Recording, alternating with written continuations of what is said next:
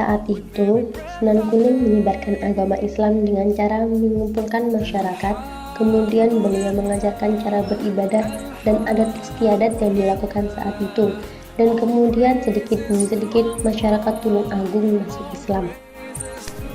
Sunan Kuning juga memiliki pembantu dalam menyebarkan agama Islam di Tulung Agung yang berupa harimau. Dimanapun Sunan Kuning berada, dia selalu mengikutinya. Dan sampai sekarang pun masih ada dan menjaga makam dari Sunan Kuning. Menurut juru kunci, dulu Sunan Kuning itu merupakan calon menantu dari Sunan Ampel.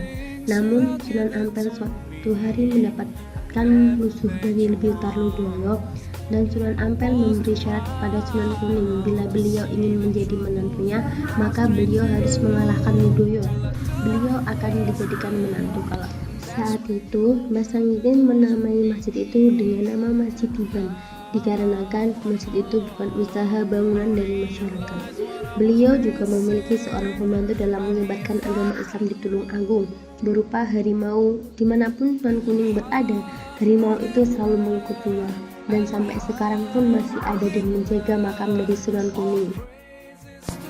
Menurut juru kunci, dulu Sunan Kuning itu merupakan calon menantu dari Sunan Ampel.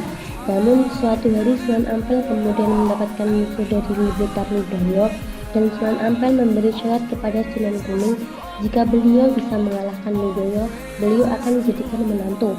Akhirnya Sunan Kuning menyerang Ludoyo dan Sunan Kuning mengalahkan Ludoyo.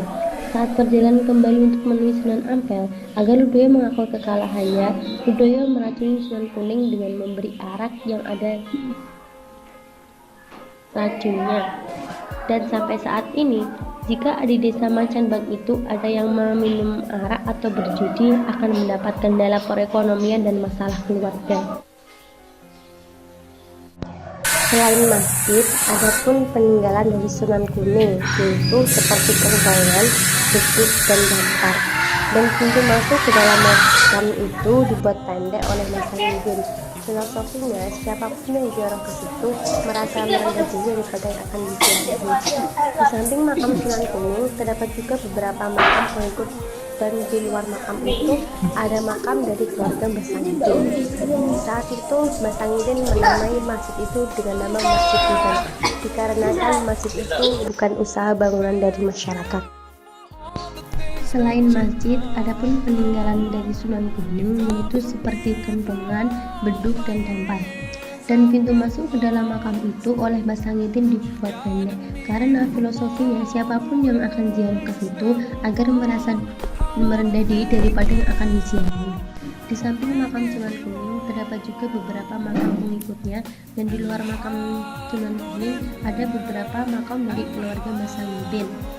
Saat itu Mas Sangidin menamai masjid itu dengan nama Masjid Tiban, dikarenakan masjid itu bukan usaha bangunan dari masyarakat sekitar. Saat itu Sunan Kuning menyebarkan agama Islam dengan cara mengumpulkan masyarakat. Kemudian beliau mengajarkan cara ibadah dan adat istiadat yang dilakukan saat itu. Dan kemudian sedikit demi sedikit masyarakat Tulung Agung masuk Islam.